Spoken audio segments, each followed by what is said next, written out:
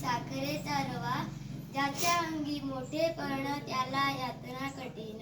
लहानपण देगा देवा मुंगी साखरेचा रवा, असे तुकोबाराया का म्हणाले असतील? कारण बालपण हे माणसाच्या जीवनात एकदाच येणारी गोष्ट असते. बालपणात ना असते कोणाची भीती, ना असतो कोणाचा त्रास. संवेदनशील मनात सगळेच करतात वास. ना असते कोणाची चिंता, ना असते कोणाची भीती. बालपणाचा आनंद शब्दात वर्णू किती. हसणे हसणे खेळणे, शाळेतील मस्ती, दोस्तांची कुस्ती, मामाचे गाव, कागदाची नाव, तुपातील पोळी, पेपरमिंटची गोळी, ही सगळी गंमत बालपणातच असायची. बालपणी गप्पा गोष्टी बिन पैशांचे खेळ हो. लहानपणी गप्पा गोष्टी बिन पैशांचे खेळ हो.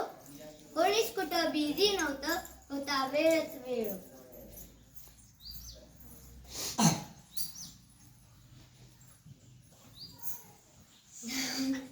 नमस्कार, मी अद्वैत सुनील वाडेकर. खरं तर कोरोनाच्या काळात आम्हा मुलांच्या अभ्यासासाठी कोण उपयोगी पडलं असेल तर तो मोबाईलवर आम्हाला सहज शिकवायचे. स्वाध्यायही आम्ही मोबाईलवरच सोडवायचो. त्या काळात आम्हाला एक नवीन मित्र मिळाला होता, तो म्हणजे मोबाईल होता. तो आम्हाला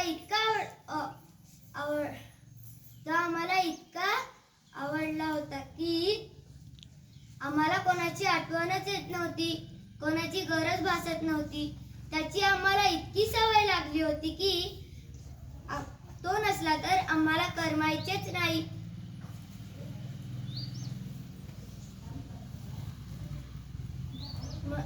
म्हणून मी सुचवले आहे हे शहाणपण. आणि या स्पर्धेत विषय मी ठेवला आहे मोबाईल हटवा, टिकवा बालपण.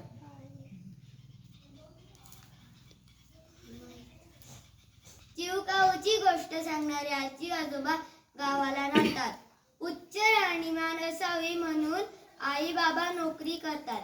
अशातच हे आई बाबा आमच्या जगायच्या वयात आमच्या हातात मोबाईल देऊन क्षणात देवासारखे गप्प करतात. त्यामुळे अभ्यासाच्या गरजेपासून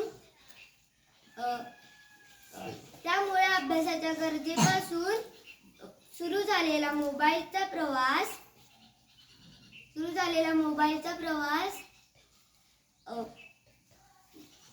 मुलांच्या व्यसनाआधी होताना आपण पाहतोय. माणसं गुल झालेत गुगलवर, पण घर मात्र हँग झालंय. आजकालच्या या धावपळीच्या जगात आम्ही तुमच्याकडे वेळ मागितला तर तुम्ही आमच्या हातात मोबाईल लावून देता.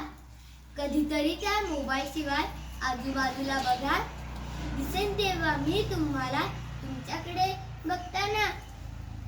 मी जर मोबाईल फोन असतो तर काय झालं असतं? सकाळी सकाळी लवकर आबांनी देवाआधी मलाच पाहिलं असतं.